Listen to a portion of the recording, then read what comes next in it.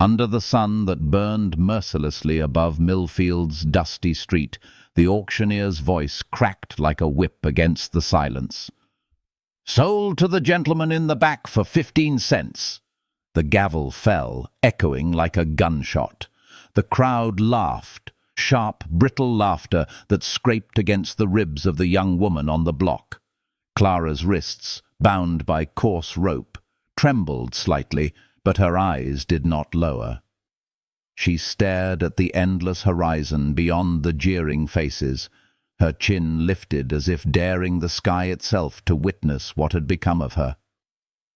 15 cents. That was her worth now. Less than a loaf of bread, less than the boots that kicked at the dirt below her feet. She heard the whispers and mocking comments. A fine bargain. Used up thing. Won't last the week. Each word was a small knife, cutting away whatever scraps of dignity still clung to her. But she stood tall, the way her mother once taught her. Never bow to cruelty, child. They only win when you break. When the crowd began to scatter, their laughter fading like crows abandoning a carcass, she felt the rope tighten around her wrist. "Come on, girl," the assistant growled, dragging her down the wooden steps. The sun caught the tattered edges of her blue dress, the same one she had worn to church only months ago.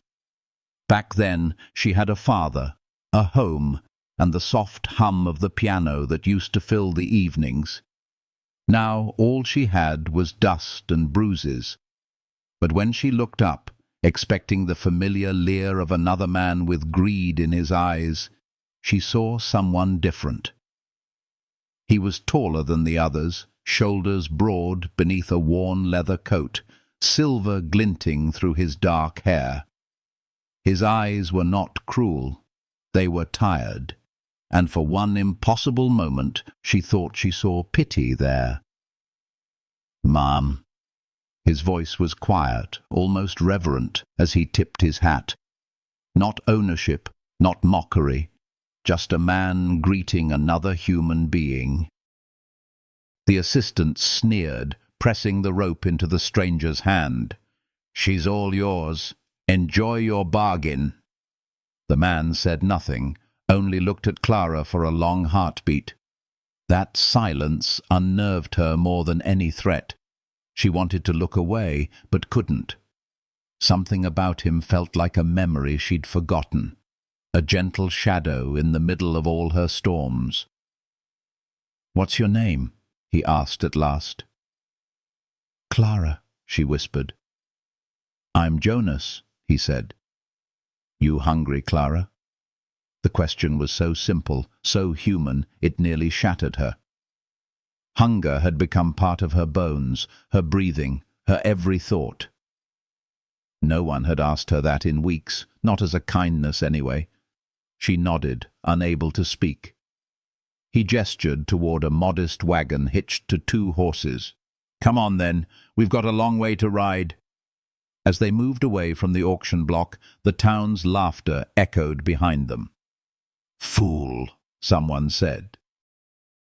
15 cents wasted. But Clara noticed something strange. Beneath the mockery there was disappointment, as if the people had been robbed of the entertainment of watching her despair. That thought made her straighten her back, even as her legs trembled. Jonas didn't speak for miles. The road stretched before them, endless and golden, the horizon quivering in the heat. He handed her a piece of bread and dried meat, and she took them silently, feeling the coarse crumbs soften on her tongue like forgiveness. The rhythmic creak of wagon wheels, the scent of leather and wild sage, the distant hum of cicadas. It was the first peace she'd known in months. But peace never came without questions. "Why did you do it?" she asked finally. Her voice was steady, but her hands clenched in her lap. "Why bid at all? Everyone else laughed and walked away. You could have let me—" She stopped. The words wouldn't come. Jonas's hands tightened on the reins, his gaze fixed on the trail ahead.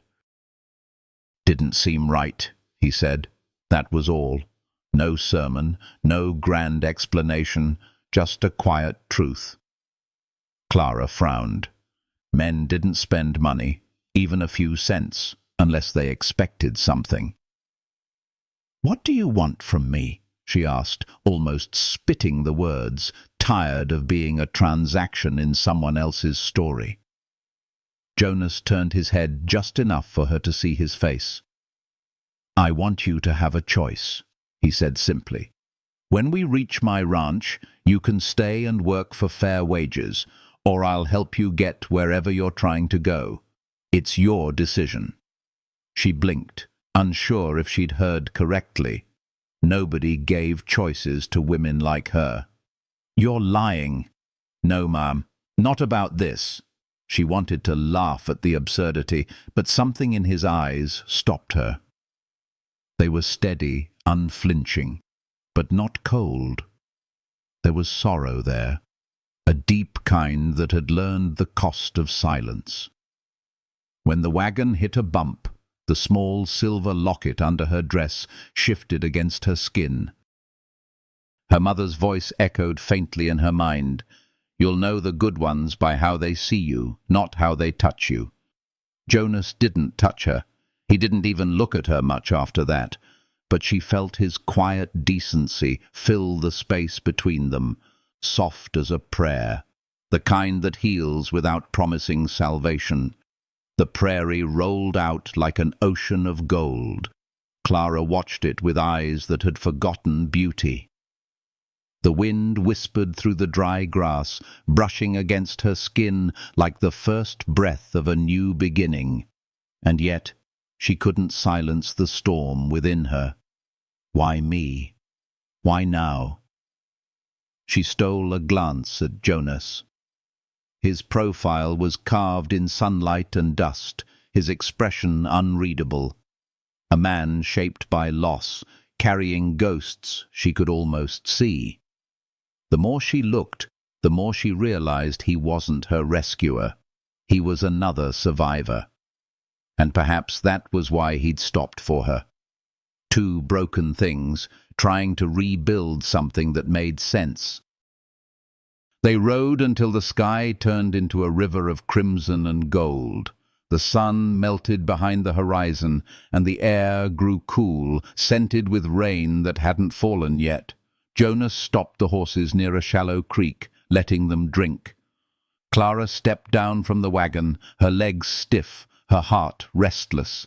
She knelt by the water and stared at her reflection. Hollow eyes, bruised cheeks, hair tangled by wind. But beneath that, she saw something new, faint but growing. Defiance. Jonas crouched nearby, lighting a small fire. The flames painted his face in amber hues, flickering across the scars on his hands. "You can rest here tonight," he said. "Tomorrow we'll reach the ridge. My land's beyond that." "Your land," she echoed. He nodded. "It's not much, but it's mine." Something in those words, quiet, grounded, free, felt like a promise. Not to her, but to the world. The kind of promise that comes from surviving what was meant to destroy you. As night deepened, Clara lay under a blanket he'd handed her, the stars burning fiercely above. Somewhere in the darkness, she heard the steady rhythm of Jonas's breathing. And for the first time in what felt like forever, she didn't feel alone. The warmth of the fire reached her skin, and for a fleeting moment, it reached her heart too. She thought of her mother again, the way she'd once told her. There's no shame in falling, only in forgetting how to rise. Under the whispering sky, Clara made a silent vow. She would rise, not for the world, not even for Jonas, but for herself. The night carried them both into dreams of what might come next. Dreams stitched together by quiet hope, by unspoken prayers, by a fragile thread of trust that glimmered like moonlight on the creek's surface. When dawn arrived, soft and gold, Jonas was already awake, hitching the horses. He didn't speak much, but when she climbed back onto the wagon, he glanced at her and gave a small nod, as if he understood the unspoken decision forming in her chest. They continued westward, the wheels leaving faint scars in the earth that would soon vanish beneath the wind. Clara's gaze stayed fixed on the rising sun, her heart caught somewhere between fear and faith. Every mile carried her further from what she'd been and closer to something she couldn't yet name. Love wasn't here yet, but the soil had been turned, the seed planted, and the air itself seemed to hum with the quiet promise of healing. And maybe that's where all love stories truly begin, not in passion or rescue, but in the moment two wounded souls choose not to give up on kindness. If you felt the warmth of this beginning, if a part of your heart stirred for Clara's courage or Jonas's quiet grace, let your presence be known. Leave a little light in the comments, share your thoughts, subscribe if you wish to walk this path with them. Every gesture, every whisper of support keeps stories like this alive, healing hearts one word at a time. Tomorrow, the road will carry them toward the ridge where fate waits beneath a rising sun. The morning air was cool, carrying the sweet scent of wild sage and the promise of rain far in the west. Clara sat beside Jonas on the wagon seat, her hands tucked beneath the blanket he'd given her, her gaze tracing the distant horizon that seemed to stretch into forever. The silence between them was not uncomfortable. It was a kind of peace, the quiet that comes after a storm when all that's left is breathing and the soft ache of being alive. The horses moved with steady rhythm, hooves thudding against the earth like the slow, patient beat of a healing heart. Every now and then Jonas would glance at her, never long enough to make her uneasy, but long enough to remind her that he saw her, not as property, not as a burden, but as someone real. It had been so long since anyone had looked at her that way that it almost hurt. She could feel the edges of herself beginning to thaw, piece by fragile piece, as if warmth was returning to places she thought had died long ago. When they stopped by a cluster of mesquite trees to rest the horses, Jonas handed her a tin cup of water from the canteen. Clara accepted it carefully, their fingers brushing for a heartbeat, an accidental touch that lingered in her chest far longer than it should have. The water was cool against her lips, the taste of it grounding her in a way words never could. "Thank you," she murmured, not looking at him.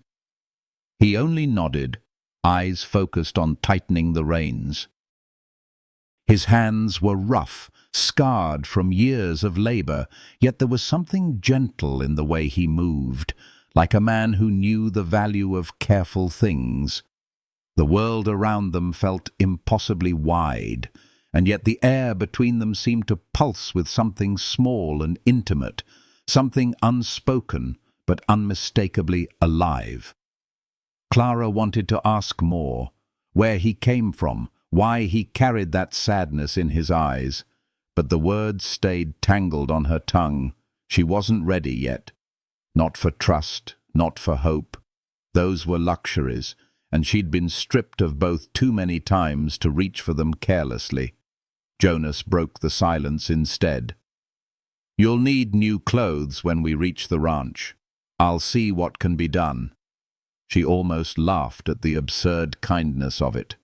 After everything, after being treated like an object, this man was worried about her having proper clothes. Her voice trembled as she replied, "I haven't thought that far ahead." He looked at her then, really looked, and his gaze softened. "That's all right. We'll take it 1 mile at a time." It was such a simple thing to say, yet those words sank into her bones like medicine. 1 mile at a time, not all at once, not the whole journey, just a small piece of tomorrow she could handle. They rode again through the open prairie, the morning sun climbing higher. The light bathed the world in soft gold, and for the first time Clara noticed how beautiful it all was, the endless grass swaying like a sea, the clouds rolling in lazy procession across a blue so pure it hurt to look at. Somewhere inside her, a door creaked open, letting in the smallest sliver of warmth. She found herself stealing glances at Jonas, tracing the curve of his jaw, the way his mouth tightened when he was deep in thought. There was something steady about him, something that made her feel safe even when her heart refused to believe it yet. He didn't fill the silence with meaningless talk. He let it breathe, let it grow gentle around them like a protective shell. They stopped again near noon to rest by a river bank where the water whispered over smooth stones. Jonas removed his hat and dipped it into the river, letting the horses drink. Clara watched the water bead and roll off the brim, catching the sunlight like 1,000 tiny diamonds. For the first time in months, she smiled. Jonas noticed, though he didn't say anything. But when he looked at her reflection in the water, he thought he'd never seen a smile so fragile, so full of quiet strength. He turned away quickly, as if ashamed of his own thoughts, but the image stayed with him long after.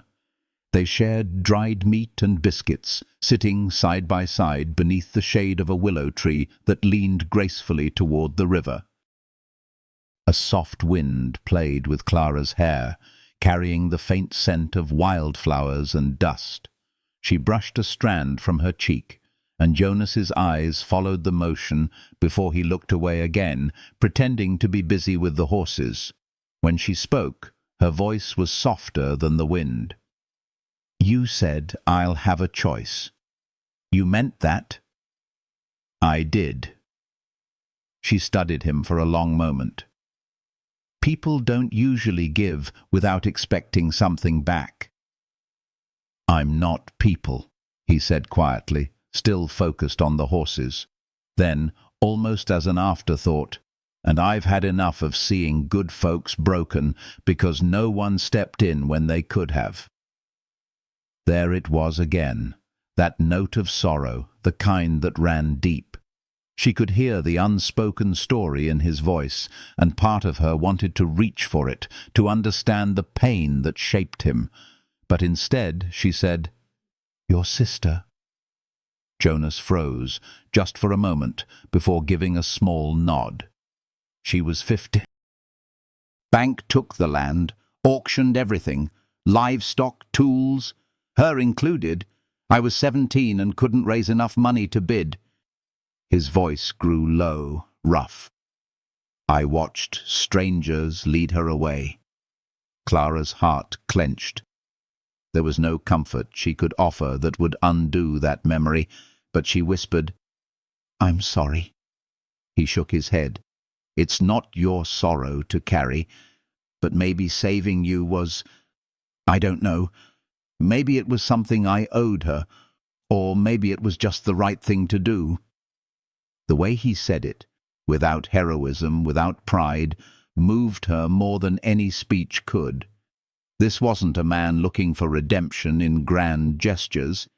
He was simply trying to live with what remained of his heart.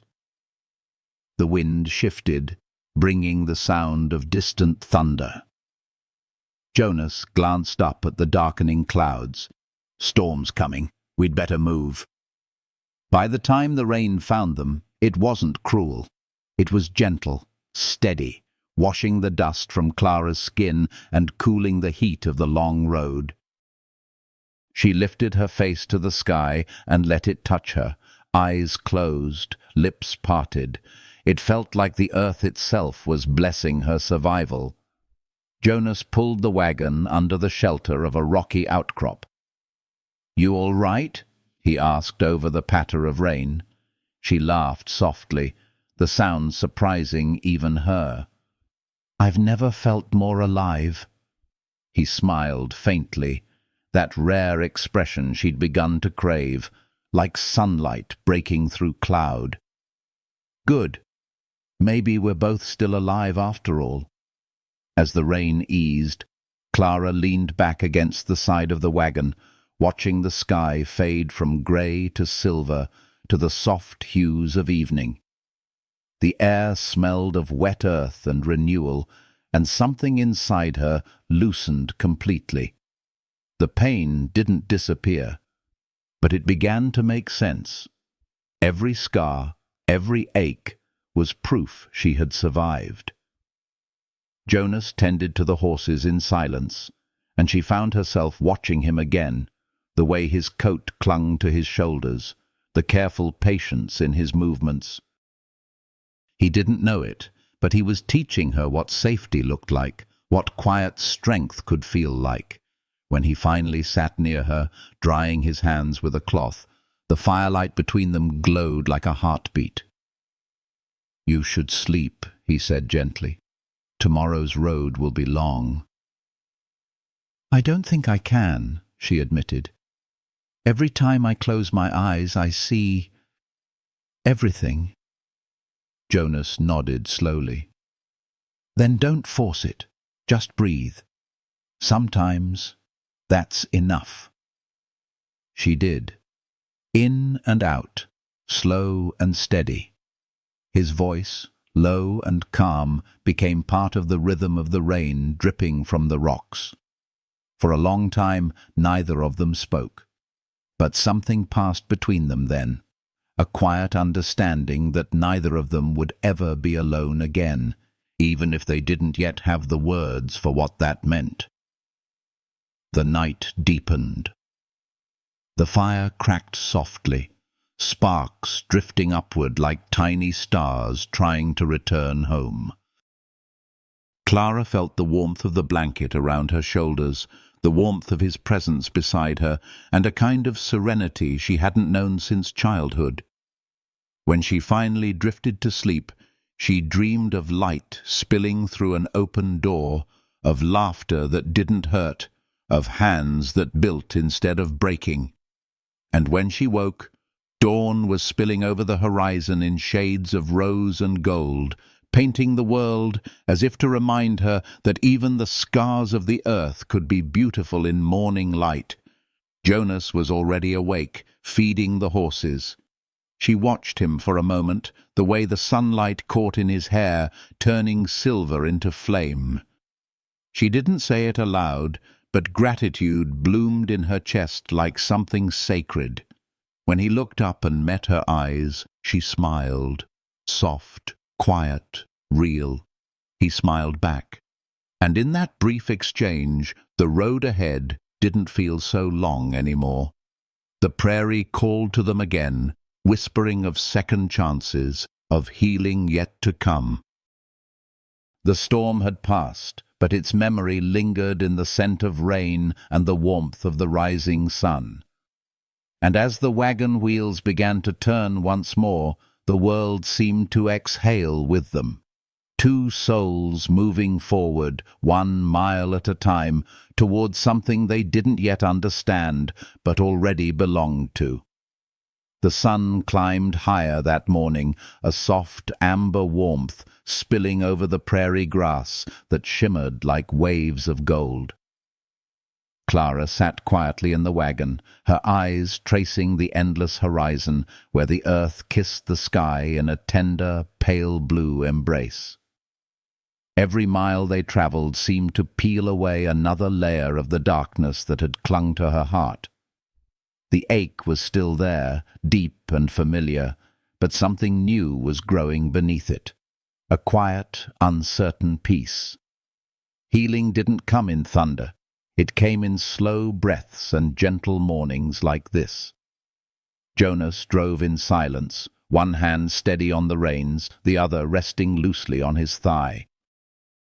His posture was relaxed but alert, as though he carried the weight of too many yesterdays.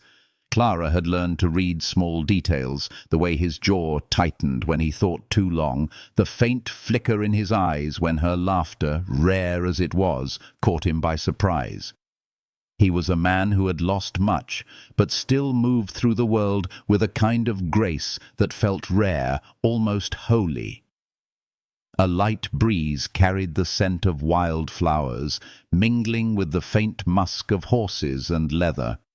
It reminded her of home, of spring mornings before the fever took her mother, when her father would hum hymns while repairing fences. The memory hit her softly, not with pain, but nostalgia, the kind that lingered like sunlight through thin curtains. She wasn't sure when her grief had stopped burning and started warming her instead. They passed a ridge of red stone, where hawks circled above, crying into the open sky. Jonas slowed the horses as they approached a narrow trail winding along the hillside. Clara held her breath when the wheels tilted dangerously near the edge, but his calm steadiness never faltered. Every move he made spoke of trust in his own hands, and somehow that trust reached her too. "Almost there," he murmured, mostly to the horses. The words slipped over her like a promise. The path levelled, revealing a valley below, lush with green, dotted with wild poppies and patches of soft clover. A stream glimmered like a silver ribbon cutting through the land, and for a long time Clara just stared. The sight felt unreal, like the world itself was offering her an apology for everything it had taken. "It's beautiful," she said quietly. Jonas nodded. "This is where I bring the herd during the summer. There's good water, good grass." His tone was practical, but beneath it she heard something tender, a kind of reverence for the land. It made her realize he didn't just survive out here, he belonged to this place, and it to him. They stopped near the stream, letting the horses drink. Jonas busied himself checking the wagon, while Clara stepped closer to the water.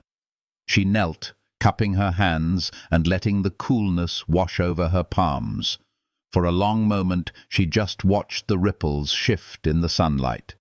Her reflection shimmered there, pale, tired, yet somehow alive. "Do you ever stop looking for her?" she asked softly, still staring into the stream. Jonas looked up. "Who?" "Your sister." He didn't answer right away. Instead, he walked to the edge of the water, crouched beside her, and stared at the current as though searching for something buried deep within it. "Every time I see someone who's hurting, I think about her," he said finally. "I don't even remember her voice anymore, just her eyes, the way she looked back at me when they took her. It's strange how one moment can build a whole lifetime of silence." His voice trembled slightly, not from weakness but from the weight of honesty. Clara's heart ached for him, not the kind of pity that looks down, but the kind that understands. "You were just a boy," she whispered. "You couldn't have stopped it." "Maybe not, but I could have tried harder." She shook her head gently. "You tried the only way you could. You lived." Jonas turned toward her then, eyes meeting hers. "Sometimes living feels like betrayal." "Only if you stop loving what they stood for," she said. "And you haven't.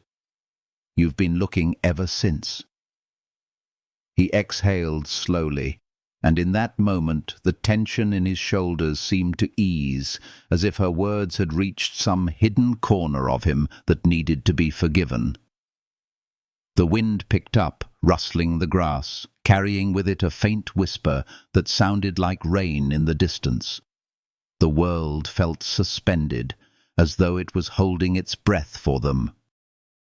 "Thank you," Jonas said simply. Clara smiled faintly. "For what?" "For reminding me she might not want me to carry her ghost forever." Her throat tightened, but she forced the words past it. "Then don't. Carry the memory, not the weight."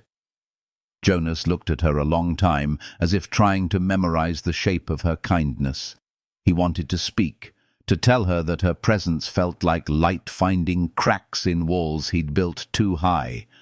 But words had never been his gift. So he just nodded, and that was enough. They continued west through the valley. The sky stretched wide and unbroken above them, the light soft and golden, as though the earth itself had been reborn. Every hour felt gentler than the last. When they stopped to rest, Clara gathered wild poppies and wove them into a small bundle. She didn't know why, only that her hands wanted to make something beautiful again. Jonas watched her quietly. "You're good with your hands," he said. "Years of mending what couldn't be replaced," she replied, her voice carrying a smile. He chuckled low. "That sounds like living to me." They built a small fire by the stream as evening descended. The flames danced lazily, reflecting in the rippling water. Clara sat wrapped in her blanket, her hair catching the orange light like strands of copper. Jonas handed her a cup of warm coffee, his fingers brushing hers. The touch was brief, but it lingered like the warmth of the drink itself. "Thank you," she murmured again. "You say that a lot." "I have a lot to be thankful for." He looked at her across the fire, his eyes unreadable but soft. "Most people forget that when the world's been cruel to them." "I used to," she admitted. "But I'm learning that kindness doesn't erase the pain. It just reminds you you're still capable of feeling something good." Jonas nodded slowly.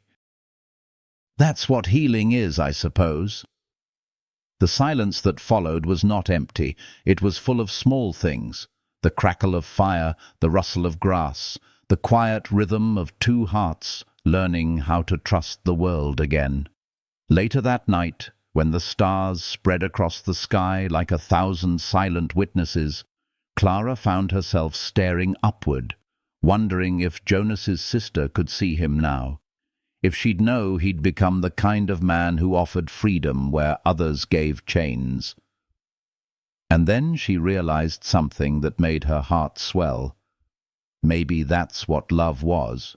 Not possession, not rescue, but the courage to help someone remember who they are. Jonas, sitting nearby, was whittling a piece of wood by the fire. His movements were slow, thoughtful. Clara watched his hands, how steady they were even when his heart wasn't.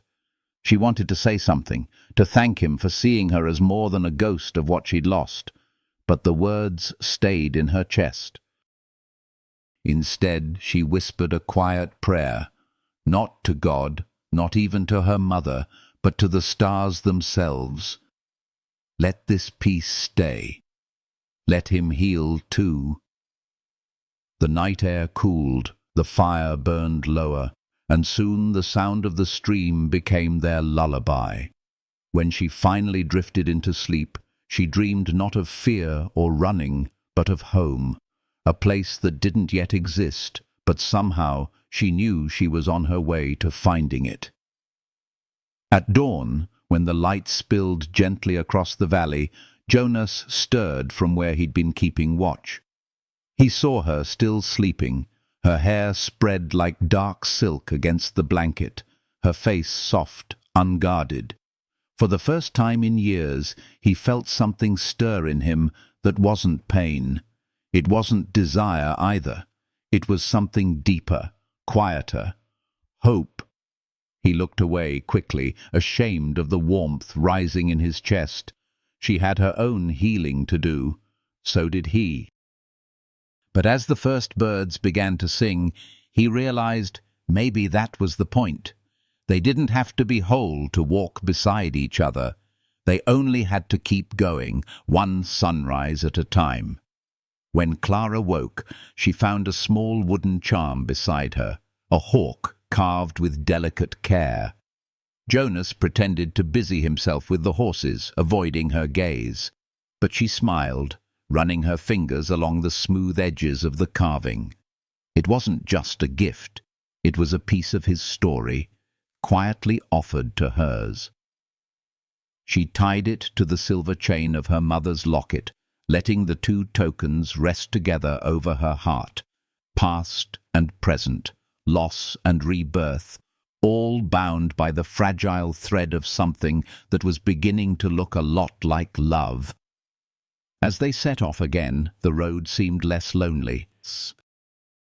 The air shimmered with the scent of sunlight and new beginnings, and Clara felt a truth settle deep within her chest. Sometimes the road to freedom isn't about running away. It's about finding someone who walks beside you without asking where you came from, only where you wish to go. The wheels turned softly over the earth. Jonas guided the horses forward, and Clara let her gaze drift toward the horizon, where the sky bloomed in shades of peach and gold. She didn't know what waited beyond the next hill, but for the first time in her life, she was no longer afraid of what might come. The story of her heart was changing, slowly, gently, beautifully, and every breath of wind that touched her skin whispered the same promise over and over again. You are free now, and you are loved in the becoming. The morning broke with a quiet calm, the sky painted in pale shades of lavender and rose. A soft mist hovered above the prairie, wrapping the land in a silvery veil that seemed almost sacred. Jonas guided the horses through the haze, his eyes scanning the horizon as though searching for something he couldn't name. Clara sat beside him, wrapped in the same wool blanket, her hands resting loosely in her lap.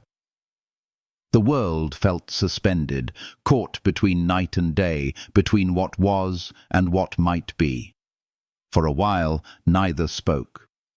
The silence between them had grown into something gentle, like an old friend. Every creak of the wagon, every steady breath of the horses, every rustle of wind through grass stitched together a fragile kind of peace. It was a rhythm of survival and slow healing, a life beginning to take root in the ashes of what they had both lost. The trail wound through open plains, then narrowed between rocky ridges that rose like ancient sentinels. From somewhere in the distance came the faint cry of a hawk. Jonas's hand drifted toward the rifle near his side, not out of fear, but habit. Clara noticed, though she said nothing.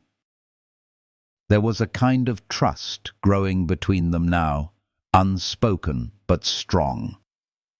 She no longer flinched when he reached for a weapon. She no longer saw him as a man capable of harm. He was something steadier, a shelter in motion. When the sun finally broke through the mist, gold light spilled across the land, and the world came alive with color. The sight filled Clara's chest with something too big for words. Every mile they traveled seemed to carry her further from the cruelty of the auction block, further from the faces that had laughed at her despair. Yet she couldn't escape the feeling that peace was never a gift. It was a fragile thing, easily shattered by the world's hunger for control. Jonas slowed the horses near a rise overlooking a dry creek bed. The earth bore the faint grooves of wagon wheels that had passed before. He frowned.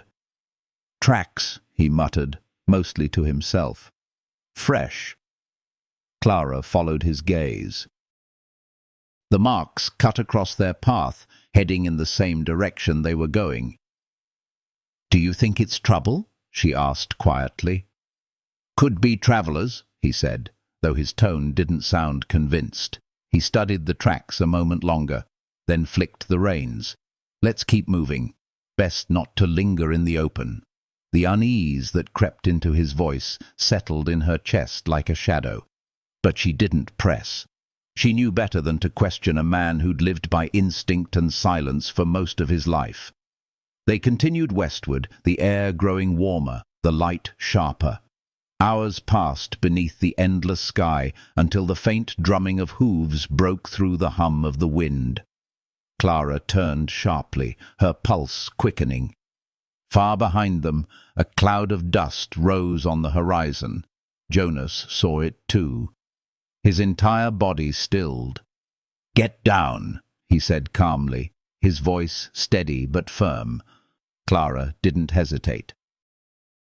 She climbed into the back of the wagon, crouching behind a pile of feed sacks as he guided the horses toward a cluster of rocks near the trail.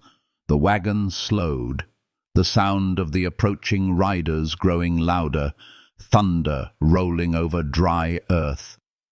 From her hiding place, Clara peeked through a gap between the boards. 6 men. Their hats low, faces shadowed, rifles slung across their saddles. The one in front rode with the confidence of someone who had never been told no. Jonas stepped down from the wagon, his movements deliberate, his rifle within reach. The leader reined his horse to a stop a few yards away, his grin cold as a winter creek. "Afternoon, Jonas," he drawled. Clara's heart skipped. The way he said the name, it carried history. Jonas's reply was quiet but edged in steel. "Tom Brennan." "Well now, I was beginning to think you'd left this part of the world," Brennan said, dismounting with lazy grace. "Then I hear a curious story. Man rides into Millfield, buys a woman at auction, pays good money just to set her free." He laughed, though there was no humor in it. "That doesn't sit right with folks, Jonas. Makes the rest of us look heartless." "Maybe you are," Jonas said, his tone even. Brennan's eyes darkened. "Now, that's unkind. We've all got our ways of doing business. But what you did back there, well, it sends the wrong message. Makes women think they can choose who owns them." From behind the sacks, Clara felt heat rise to her cheeks. Not from shame, but from fury. She gripped the small pistol Jonas had given her days ago, her hand trembling only slightly. "She's not property," Jonas said flatly. Brennan tilted his head, mock curiosity in his expression. "You sure about that? 'Cause I remember seeing her name on that ledger, right there next to your signature. Paper says she's yours. Only question is, what are you gonna do with her?" Jonas's eyes flickered just once toward the wagon. Brennan noticed. His smile widened. "Ah, there she is." Before Jonas could move, Brennan's men fanned out, forming a loose semicircle around the wagon. One of them chuckled, spitting into the dust. "Guess we get to see if she's worth fighting over." Jonas stepped forward, blocking their view. "That's far enough." "Relax," Brennan said, spreading his hands in mock innocence. "We just came to talk, but I'll admit, curiosity's eating me alive. Why risk your neck for a stranger, Jonas? You hiding something. Maybe you fancy her." The words sliced through the air like a blade. Clara's pulse pounded. She watched Jonas, waiting for him to deny it, to speak with that distant calm he always carried. But he didn't. He just stared at Brennan, jaw tight, eyes hard with the kind of anger that doesn't shout. It burns. "Leave," Jonas said quietly. Brennan smirked. Or what? Clara couldn't stay hidden any longer. She rose slowly from the back of the wagon, blanket slipping from her shoulders. The pistol gleamed faintly in her hand, though her voice was steady when she spoke. He said leave. The men turned toward her, some laughing, others looking startled. Brennan's grin faltered. Well, ain't that something? The lady's got a mouth. I've got more than that, she said coldly. Jonas glanced at her, just once, and in that brief look was everything. Fear for her safety, pride in her courage, and something softer, something like love that neither of them would dare name aloud. Brennan chuckled, though it didn't reach his eyes. Put that toy down before someone gets hurt. You mean before you do, she replied. The tension thickened like smoke. For a heartbeat, no one moved. Then Jonas spoke, his voice low but carrying like thunder over the plain. Tom, you came here looking for a fight. You'll get one if you don't turn around now. Brennan's smile faded. You really want to die over her? Jonas shook his head. No, I just don't want to live in a world where men like you keep taking what they want. Something in Brennan's expression shifted. Part anger, part confusion, part wounded pride. He took a step forward, hand inching toward his revolver. Jonas lifted his rifle. Time slowed. The air pulsed with the heat of noon and the scent of dust and fear. Clara's hand tightened on her pistol, the metal cold and solid against her palm. She could hear her heartbeat in her ears, feel every breath scraping against her lungs. Then a sound cut through the stillness, the distant whinny of horses approaching from the east. Brennan froze, glancing toward the noise. Dust rose again in the distance, smaller this time, but fast-moving. Marshall's men, Jonas said quietly. Brennan swore under his breath. This ain't over, he snapped, backing toward his horse. It already is, Jonas replied. The others hesitated, then followed their leader, retreating in a storm of hoofbeats and curses. Within moments they were gone, leaving only the scent of sweat and gun oil behind. Clara lowered her pistol slowly, her hands shaking now that the danger had passed. Jonas turned to her, his expression unreadable. You shouldn't have stood up, he said softly. She met his gaze. And if I hadn't? He sighed. You could have been killed. Then I would have died free, she said, voice trembling but firm. Something in him broke at those words. He stepped closer, close enough that she could see the dust in his lashes, the lines of exhaustion carved deep around his mouth. Don't say that, he murmured. You deserve more than dying for the sake of pride. She held his gaze, her eyes glistening. Maybe, but I deserve to live for the sake of it too. For a long time they stood there in silence, the wind stirring between them like a whispered prayer. And when Jonas finally reached out, hesitant, almost reverent, his hand brushed her arm, the touch feather-light but grounding. Neither of them spoke of what had just happened. They didn't need to. The moment had already changed everything. By the time the marshal's riders appeared, the sun had begun to dip low, washing the sky in shades of copper and rose. The world felt fragile again, but also alive. Brennan and his men were gone, but their echo lingered, a reminder of how easily peace could crumble and how fiercely they'd both fight to keep it. As night fell, Jonas built a fire, his movements slower, heavier. Clara sat across from him, her locket glinting softly in the firelight. She could still feel the tremor in her hands, but beneath it was something new, a strength she hadn't known she possessed.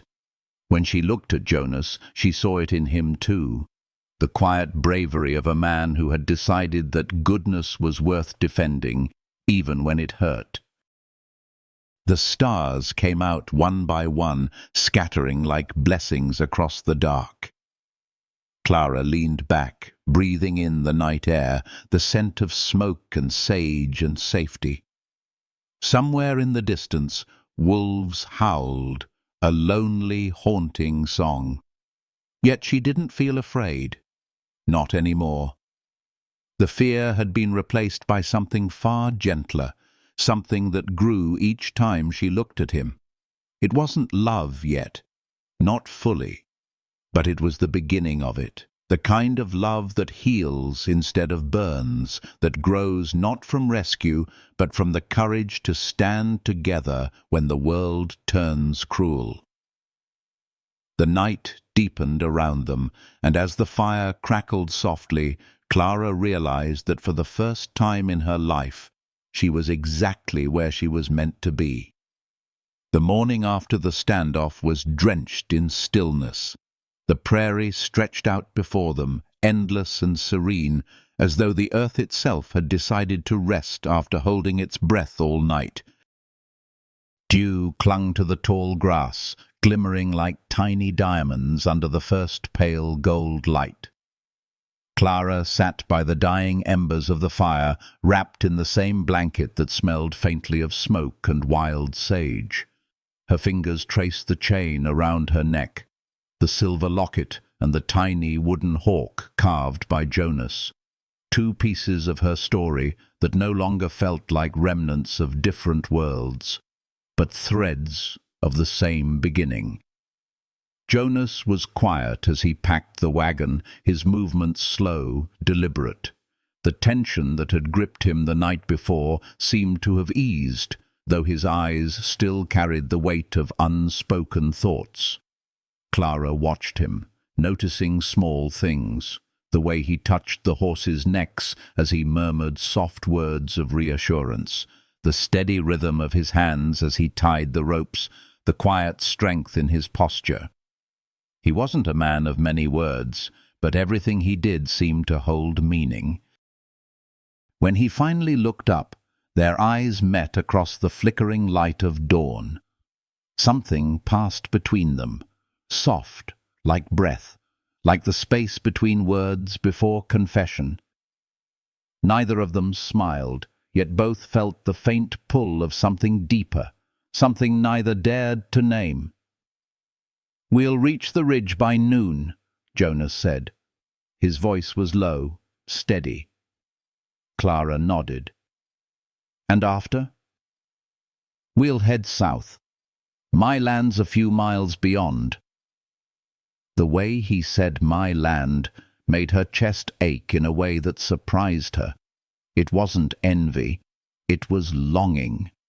She wanted to belong somewhere again, to touch soil that welcomed her instead of rejecting her, to find safety not in walls, but in the steady presence of someone who didn't look at her like a possession, but like a person. They traveled in silence for a long while, the wheels crunching over the dry earth. The sky above them stretched wide and forgiving, the color of faded linen. Clara let her hand trail through the wind, feeling it weave between her fingers, warm and alive. Jonas glanced at her once or twice, but said nothing. He seemed lost in thought, his eyes fixed on the horizon. The lines around his mouth softened when he wasn't thinking about being careful. She noticed that. She noticed everything. At midday, they stopped near a cluster of cottonwoods by a narrow stream.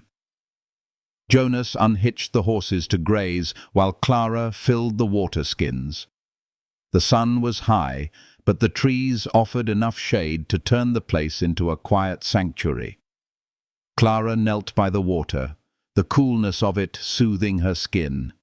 She cupped her hands, drinking slowly, savoring the simple pleasure of clean water, something she had once taken for granted. As the ripples settled, her reflection looked back at her, not the broken, frightened girl she'd seen weeks ago, but someone steadier, someone alive with quiet resilience. Behind her, Jonas's voice broke the silence. "You handled yourself well yesterday." She turned, startled. He stood a few steps away, hat in hand, the sunlight catching the faint silver in his hair. "I wasn't sure I could," she admitted. "You did," he said. "Braver than most men I've known." His praise made her blush, though she turned away before he could see it. "Fear does strange things to people," she said softly. "Sometimes it makes you smaller. Sometimes it makes you fight." Jonas nodded. "You fought." The simplicity of his words struck her more deeply than any grand compliment could have. He saw her, not as fragile, not as a victim, but as someone who had stood her ground when the world tried to erase her. That realization filled her chest with warmth that felt both dangerous and beautiful. They sat together beneath the cottonwoods, sharing a meal of biscuits and dried fruit.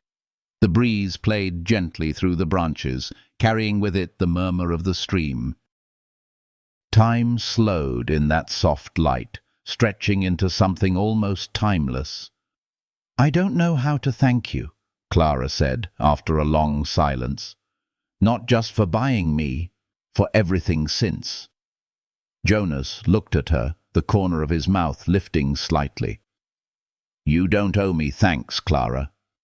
"I do," she insisted. "You gave me a choice. No one's ever done that." He studied her for a long moment, his expression unreadable. "You chose to stay." Her breath caught. "I did." The air between them changed, grew tender, charged. The kind of silence that carried possibility.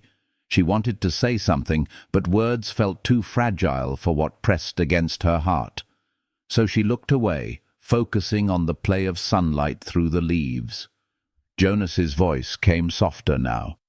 "You remind me of spring after a long winter." Her eyes met his, startled. The words were plain, but there was something raw in them, something that sounded almost like confession. She smiled faintly, the kind of smile that could heal. "Then I hope you're ready for rain and wildflowers," she said. His answering smile was small but genuine, and for the first time she saw what he might have looked like before sorrow had carved him hollow. They lingered there until the shadows began to stretch long across the ground. When they finally moved on, the world seemed quieter, as if holding the memory of that moment between them. By the time they reached the ridge, the air shimmered with heat, and the land opened up before them, a wide valley dotted with tall grass and scattered trees. Jonas stopped the wagon and pointed. "That's the ranch." Clara followed his gaze. A small house stood nestled against the base of a hill, smoke curling lazily from the chimney. Fences traced the edges of grazing fields, and in the distance she could see the faint movement of cattle. It wasn't grand, but it was alive, real. She didn't speak for a long while. The sight of it filled her throat with emotion she couldn't name. Home. It was a word she hadn't dared to imagine again. Jonas glanced at her, sensing her thoughts. "It's not much," he said quietly, "but it's honest. Built it myself." "It's beautiful," she whispered. He didn't reply, but his shoulders seemed to relax at her words. As they descended into the valley, Clara felt her heart begin to steady. Each creak of the wagon wheel felt like a beat in a song she had forgotten how to sing. When they reached the small gate, Jonas climbed down and helped her step to the ground. The touch of his hand was firm, calloused, and achingly gentle. The air smelled of hay and earth and something clean, something alive. A pair of dogs bounded up to greet them, tails wagging, barking happily. Jonas knelt, scratching behind their ears. The sound of his laughter, rare and quiet, made Clara's heart flutter like a startled bird. "They like you," she said, watching. "They don't take long to trust," he replied, glancing up at her. "You'll find that out soon enough." She smiled. "Maybe I'll learn from them." He stood, eyes meeting hers, the light of the setting sun turning them the color of amber. "You already are," he said softly. Something in her chest trembled, fragile and sweet. The dogs ran off toward the fields, and Clara looked around, taking in every detail: the little porch with its rocking chair, the barn beyond it, the sound of wind whispering through the grass. Every inch of it felt alive with promise. "Come inside," Jonas said gently. "You need rest." The house was small but warm. The walls smelled faintly of cedar and smoke. There were books on a shelf, a worn hat hanging near the door, and the comforting mess of a place lived in by a good man. Jonas set down her bag near the hearth. "You can take the bed," he said. "I'll stay in the barn tonight." Clara turned sharply. "No, I can't." "You can," he said firmly. "You've had enough nights without safety." The sincerity in his voice undid her. She wanted to protest again, but instead she nodded, whispering, "Thank you." He hesitated before stepping out, his hand lingering on the doorframe. "Good night, Clara." "Good night, Jonas." When he was gone, she stood for a long moment, listening to the sounds of the ranch, the distant murmur of cattle, the creak of wood settling, the faint whistle of wind through the window.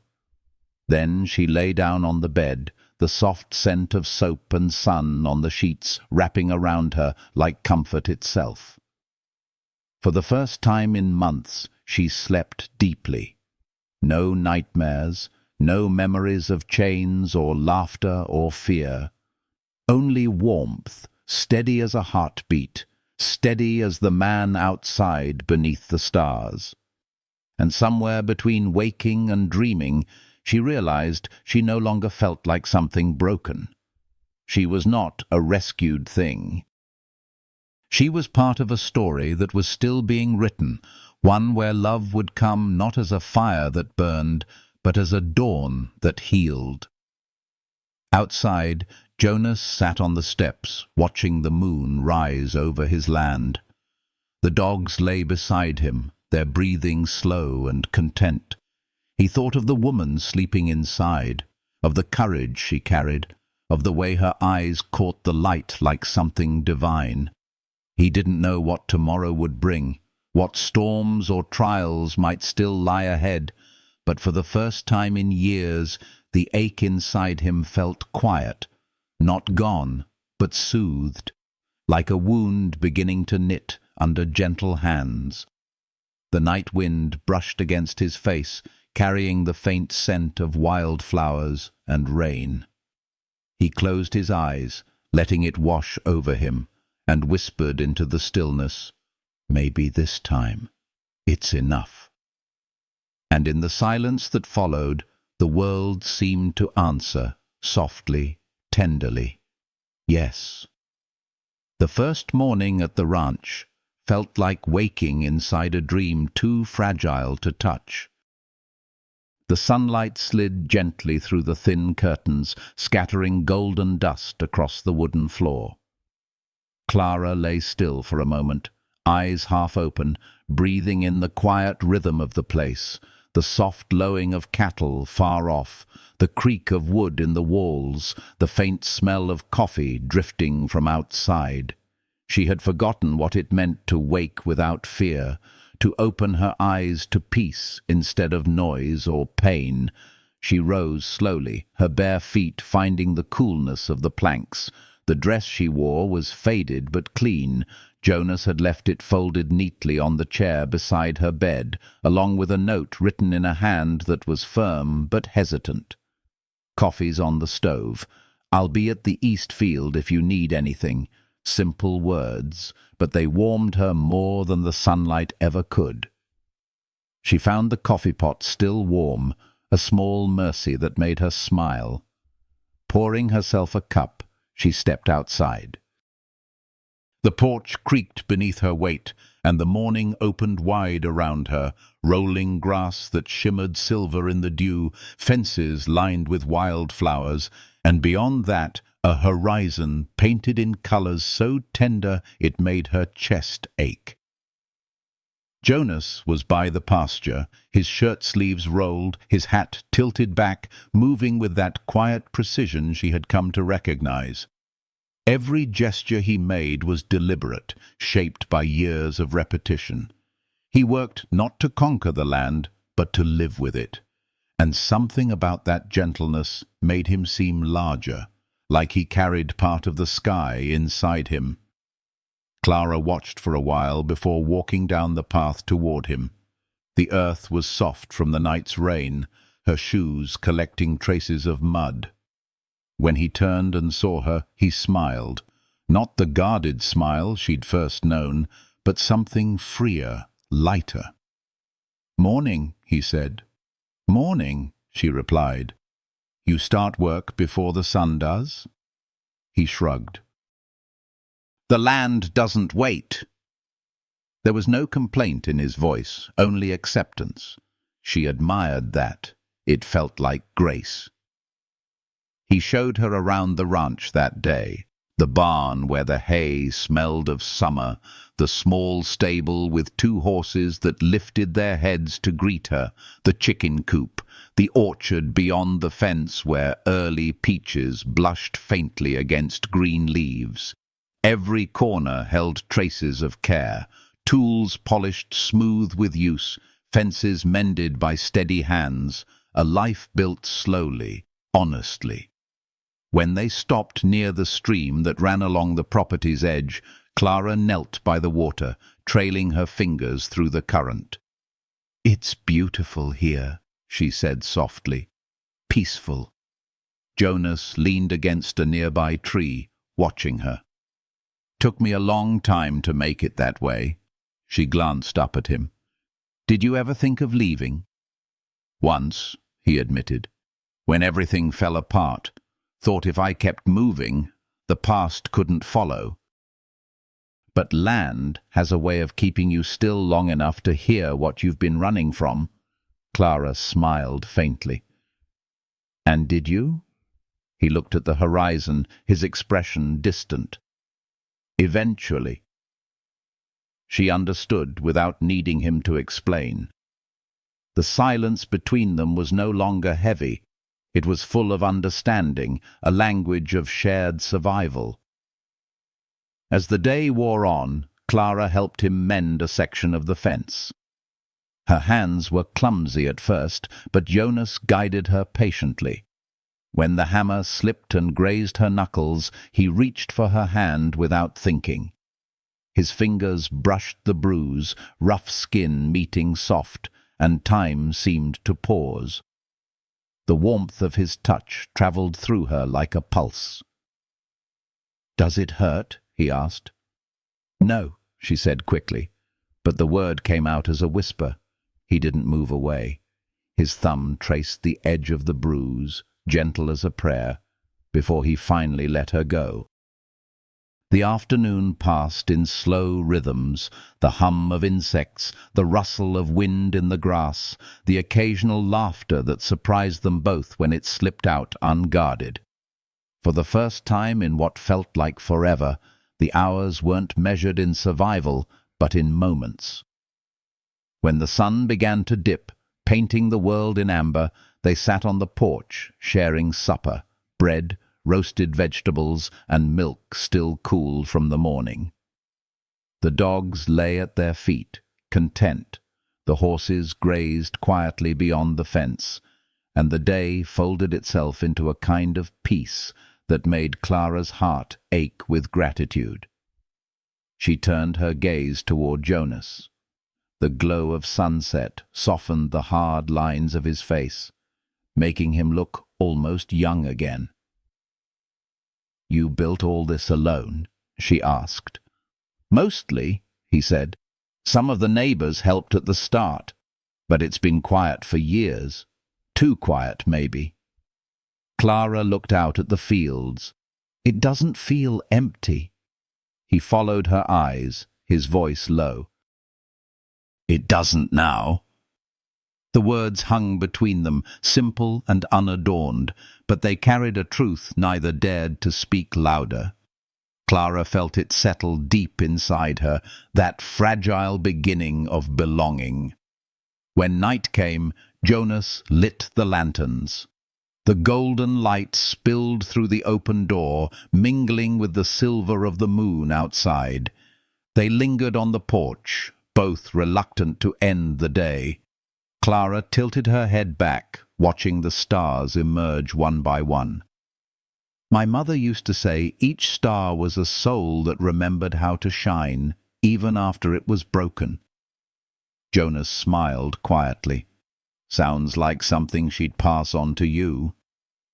"She gave me a locket before she died," Clara said, touching it gently. "Told me it would protect me. I didn't believe her.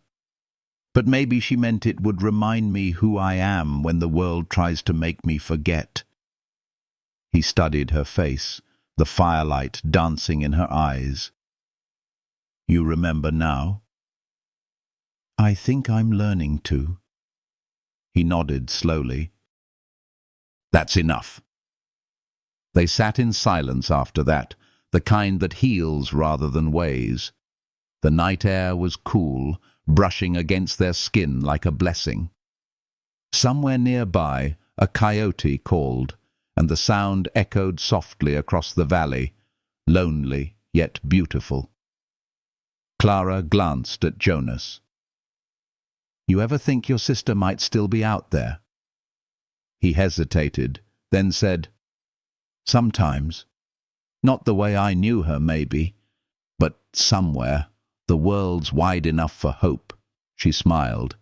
"Then hope is enough for both of us." He turned to her, something tender flickering in his gaze. "You really believe that?" "I do now," she whispered. He reached for her hand, then, not out of impulse, but intention. Their fingers met, and it felt like the first true promise either had ever made, not of forever, but of presence, of walking forward, together, one breath at a time. The moon rose high, casting silver across the fields. The world was quiet but alive, full of small sounds that stitched the night together. The chirp of crickets, the whisper of wind through the grass, the faint beating of two hearts that had found a rhythm they hadn't known they were searching for. When they finally said good-night, it was with that quiet ease that comes when words are no longer needed. Jonas returned to the barn, and Clara lay awake in her bed, staring at the ceiling, her hand resting over the locket and the wooden hawk. She could still feel the warmth of his hand on hers, the echo of his voice like a melody that hummed softly in her chest. Outside, the rain began again, a gentle drizzle that kissed the roof, soft and rhythmic. She closed her eyes and listened. Every drop sounded like a heartbeat, steady and alive. It felt like the earth itself was breathing, reminding her that healing was not a moment, but a slow unfolding. By morning, the rain had stopped, leaving behind the clean scent of wet grass and new beginnings. Clara stepped outside to find Jonas already awake, standing by the gate, watching the sunrise. The sky blazed with color, crimson, gold, lavender. She joined him without a word. He glanced at her and smiled, that quiet smile that spoke of trust and something deeper still. "Beautiful, isn't it?" he said. "Yes," she answered softly. "It feels like the world is finally remembering how to start again." He looked at her for a long moment, his eyes warm, full of something she could almost touch, but not quite. "So are you," he said. And as the sun climbed higher, spilling light over the fields and over them both, Clara felt it fully for the first time. The truth that healing wasn't about forgetting the past, but about learning to live gently with it. The world around her shimmered with that same truth. The grass bent but didn't break. The river carved its way through stone, not by force, but by persistence. She turned to Jonas, her voice barely more than a breath. "Let's begin again." He nodded, his gaze steady and kind. "We already have." And the day unfolded like a hymn, quiet and sure, written not in words but in small human moments. The sound of shared laughter, the touch of hands brushing over grain, the warmth of hearts learning, slowly, to trust the light again. The weeks that followed folded gently into one another, each day stitched with the quiet rhythm of work, laughter, and the slow blooming of trust. The ranch began to feel alive again under their shared care. Fences mended, soil turned, roofs patched, seeds sown. Morning light spilled golden across the fields, catching on Clara's hair as she worked beside Jonas. And sometimes, when the wind carried her laughter, it sounded to him like music the earth had been waiting to hear. The pain of the past did not vanish.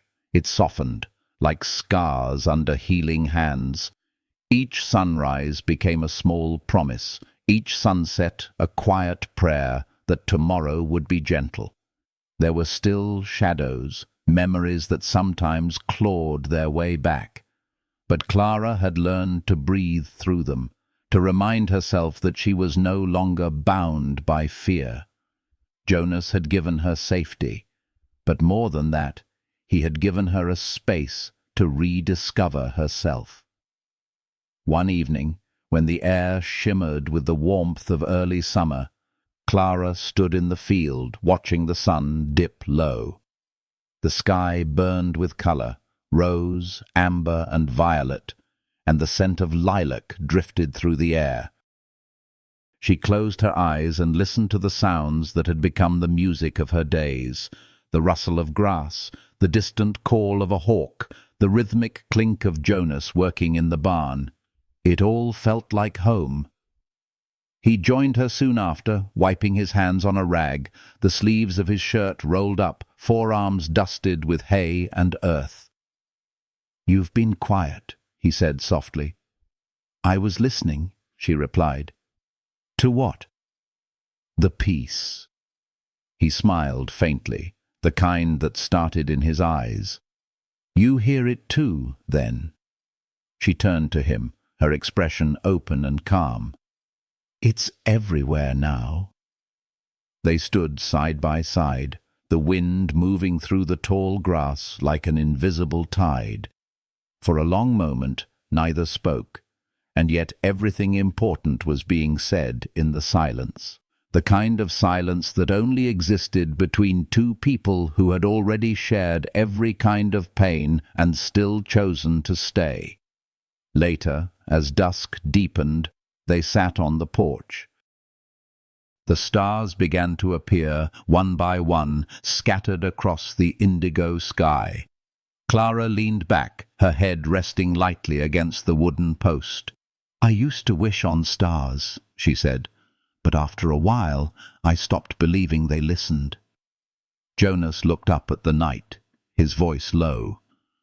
"Maybe they were listening all along, just waiting for you to be ready to hear them back."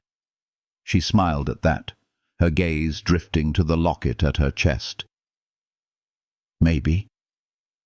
Jonas studied her face in the lamplight. the way her expression softened when she smiled, the faint trace of a dimple that appeared when she tried to hide it. Every day she seemed to grow lighter, as though the ghosts that had once haunted her were slowly losing their grip. And though he had promised himself not to reach too soon, he knew somewhere deep in his chest that his heart had already chosen her. When she noticed his gaze lingering, she blushed slightly. "What is it?" He hesitated, then said quietly, "You look like peace, Clara." She laughed softly, shaking her head. "I've never been called that before." "You are to me." The words hung between them, fragile and glowing, like the light of fireflies rising from the grass. She didn't reply, but her eyes glistened, and when she reached out to rest her hand over his, the touch was wordless understanding. Days passed into weeks. Together they planted a small garden near the porch, rows of herbs and vegetables, a few stubborn sunflowers that insisted on growing wild. Clara's hands became strong again, her skin browned by the sun. Every evening she would hum softly as she watered the plants, and Jonas, listening from the fence, felt something in him settle that he hadn't known was restless. Sometimes, when the air turned cool and the first stars began to appear, he would find her sitting by the old apple tree at the edge of the property, the locket in her hands, her expression distant. One night he joined her there, the moon spilling silver across her shoulders. "You come here often," he said gently. She smiled faintly. "It's where I talk to her." "Your mother?" "Yes. I tell her I'm safe, that I found kindness again." Her eyes glimmered in the moonlight. "That I'm learning to love the world she left behind." Jonas's chest tightened. "She'd be proud of you." Clara looked up, meeting his gaze. "And what about you, Jonas? Do you talk to your sister?" He exhaled slowly, eyes dark with memory. "Not for a long time. I didn't think she'd want to hear from me. But lately—" His voice trailed off, heavy with unshed words. "Maybe she's been waiting for the same thing," Clara said softly. "For you to forgive yourself." Jonas turned away, his jaw working. "I tried for years to forget what happened, but forgetting doesn't heal. It just hides the wound." "And now?" she asked. He looked at her again, the reflection of the moon caught in his eyes. "Now, I think maybe healing doesn't mean the wound disappears. It just stops bleeding." She reached across the space between them, her hand finding his. "Then let it stop, Jonas. Let it stop here." For a moment, neither moved. Then he turned his hand, threading his fingers through hers, and something in both of them exhaled, an old sorrow, finally released. When the wind rose, carrying the scent of rain and lilac, Clara rested her head on his shoulder. The world felt vast around them, but the small circle of warmth they shared made everything else fade. They stayed like that for a long time, watching the stars wheel slowly overhead, their hands still joined. The first drops of rain began to fall, cool and tender against their skin. They didn't move. Jonas looked down at her, rain catching in his hair, and whispered, "You should go inside before you catch cold." She shook her head. "Not yet."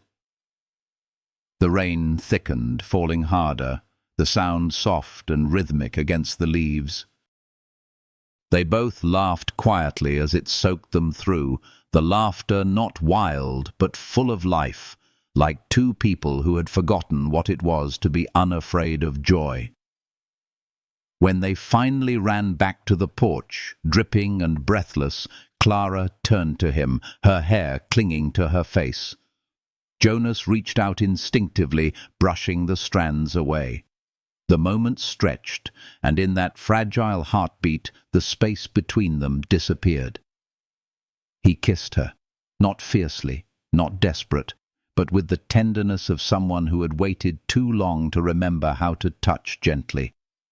The world seemed to still. The rain fell in soft silver lines around them, the scent of earth and warmth wrapping everything in quiet wonder. When they parted, Clara's eyes were bright with tears she didn't try to hide. "I never thought I'd find this again," she whispered. Jonas's voice was rough with emotion. "Neither did I." They stood close, foreheads touching, breath mingling, hearts steady. The moment wasn't about rescue or redemption. It was about two people who had chosen to heal side by side. Later, when the rain eased, they sat together wrapped in a single blanket, the air cool and clean. Jonas held her hand, his thumb tracing slow circles against her skin. She leaned into him, her head resting against his chest, listening to the quiet thud of his heart. It wasn't perfection. It was real, and that was better. There would still be storms, still days when old ghosts would whisper from the corners of memory. But now there was someone to listen when the silence grew heavy, someone to remind her that she was more than what the world had taken. When dawn came, it painted the land in gold and rose, the same colors that had watched them begin their journey months before. But everything felt different now, richer, deeper, alive. Jonas stood beside her, watching the light spread over the fields.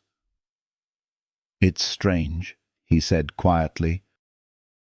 "After all that's happened, it feels like everything's beginning again." Clara turned to him, her hand finding his. "It is beginning again. Only this time we're not running from anything." He smiled, his eyes soft and full of something steady. "Then we keep going. Together." "Together," she echoed. The morning unfolded like a slow melody, filled with small sounds. The rustle of the wind, the murmur of water from the stream, the gentle rhythm of footsteps in the wet grass.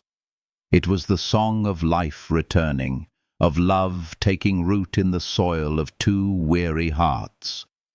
And as they walked toward the barn, sunlight catching on their joined hands, Clara realized that love did not arrive like thunder. It grew quietly, like dawn, spreading warmth over everything it touched. It didn't erase the past, it redeemed it, transforming every scar into proof that they had survived. The world around them shimmered with that truth, the land humming softly in its light. Jonas turned to her one last time before they stepped inside, his voice low, full of wonder. "You saved me too, you know." She smiled, tears shining like stars in her eyes. "We saved each other." And with that, they walked forward into the golden light. Two souls no longer haunted but whole, carrying with them the soft, healing promise of love that endures. Years passed, but time on the ranch did not move like time in the rest of the world. It flowed softly, like a stream winding through fields of memory, never rushing, never cruel. The seasons turned, each one layering new colors over the old. Spring brought wildflowers that painted the valley in hues of violet and gold. Summer hummed with bees and laughter. Autumn carried the scent of apples and wood smoke. And winter arrived like a prayer, quiet and silver, reminding them both that rest, too, was holy. Clara and Jonas built their life the way they'd learned to build trust, slowly, carefully, with hands that no longer trembled. The scars of their past remained, but they no longer ached. They were simply there, part of the landscape of their love. Every corner of the ranch held a story, every sound a memory. The creak of the porch swing carried the echo of late-night talks.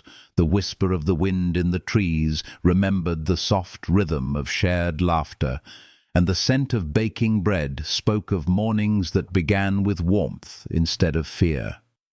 Clara often rose before the sun, her locket glinting faintly as she poured water over the garden she'd planted years ago. The flowers seemed to bloom with her, stronger each season, bending but never breaking beneath the weather. Sometimes she would hum softly to herself, a melody her mother once sang, and the sound carried across the fields, mixing with birdsong until it felt like the earth itself was humming along. Jonas would watch from a distance, pretending to busy himself with the horses. He'd never grown used to the sight of her in the light, barefoot, hair loose, moving with the calm assurance of someone who had made peace with herself. There were moments when he caught his breath and thought, "This is what redemption looks like." In the evenings, when the sky turned gold, they would sit together on the porch, their chairs close, their hands loosely entwined. They talked little. After years together, words were no longer needed to fill the spaces between them. There was comfort in the quiet, in knowing that love didn't always have to be spoken to be felt. It lived in the small gestures, the way Jonas refilled her cup without asking, the way Clara mended his shirts by the fire, the way their eyes met and lingered, soft with gratitude. The town had changed too. What was once cruel had softened with time. New faces came, old ones faded, and the story of the woman who had been sold for 15 cents became something else entirely. A legend of courage and grace. People whispered her name not with pity, but with reverence. Some said she was a symbol of rebirth. Others simply said she was proof that goodness could grow even from the harshest soil. Clara never corrected them. She didn't think of herself as a symbol. She was simply a woman who had learned to live again, one heartbeat at a time. On certain nights, when the stars stretched endlessly above the prairie, she and Jonas would walk down to the creek, the same creek where they'd once stopped on their first journey west. The water still whispered against the stones, the same silver ribbon winding through their lives. They would sit together by its edge, the moonlight washing over them, and remember. Jonas would talk about his sister sometimes now, not with pain, but with tenderness. He no longer spoke as a man haunted by what he'd lost, but as someone grateful for what he'd found. "I think she'd like you," he said once. And Clara smiled, resting her head on his shoulder. "Then she's welcome here too," she whispered. The years were kind to them. Age crept in softly, like a familiar friend. The lines on Jonas's face deepened, his hair turned more silver than black, but his eyes, steady and kind, remained unchanged. Clara's hands grew rougher from years of tending the land, but her touch stayed gentle. Her laughter still carried the same music. Together, they aged not as two who had endured, but as two who had lived. When storms came, and they always did, they faced them side by side. There were floods that ruined crops, winters that bit through their stores, losses that could have broken them if not for the love they had built between them. And every time the world tested them, they returned to that same truth that had bound them since the beginning. Love was not about rescue.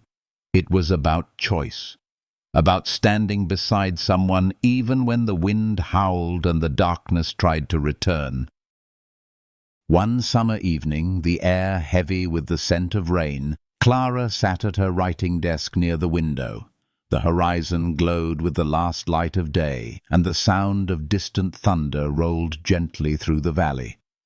She was writing a letter, something she'd begun after Jonas had gone into town that morning. Her handwriting was careful, graceful. "If someone finds this," she wrote, "I want them to know that no one is ever too broken to begin again. Healing is not a straight road. It bends and falters and sometimes circles back on itself. But if you walk it with patience, with love, you will find your way. I did. And the road that once led me to despair now leads me home." When Jonas returned, soaked from the rain, he found her asleep in the chair, the letter folded neatly on the table, her hands resting over it like a prayer. He smiled and brushed a kiss against her forehead, whispering, "Still writing hope into the world."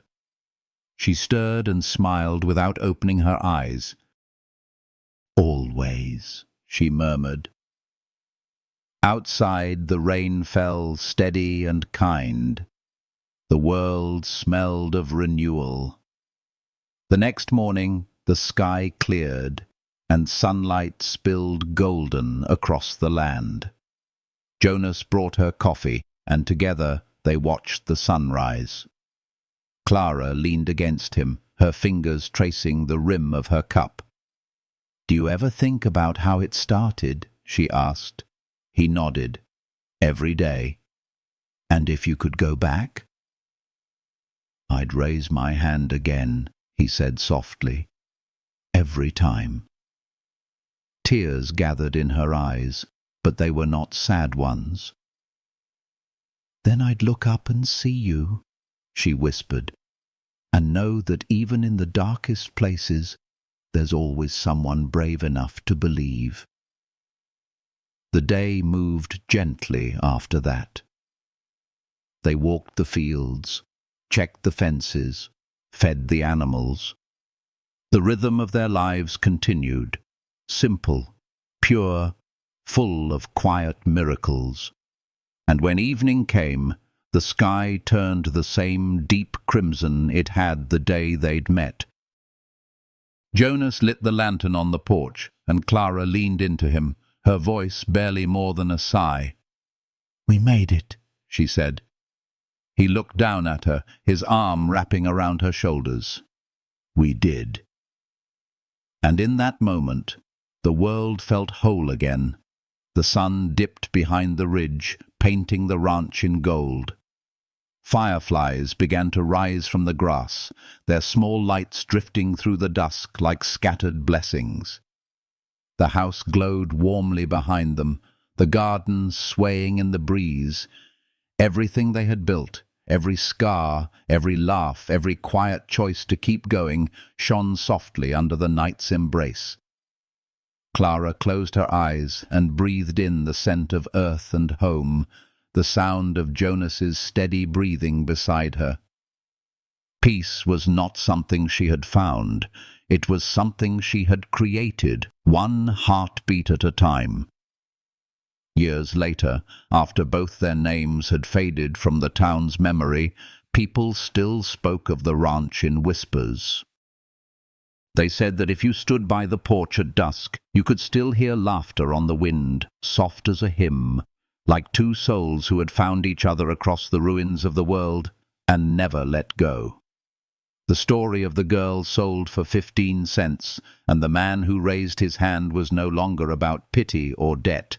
It was about grace, about how love, once planted, could grow forever. And so it ends where it began. Beneath the wide, forgiving sky, two hearts beating steady in the quiet rhythm of eternity. If this story touched something gentle in you, if it reminded you that love can heal, that kindness still matters, that hope is worth keeping, leave a little light behind before you go. Like, share, or comment your thoughts, so their story keeps traveling, finding the hearts that need it most. And if you wish to walk with us again through more tales of love, faith, and healing, subscribe, and stay close. Every word, every whisper of support keeps these stories alive, softly, like a flame that never goes out.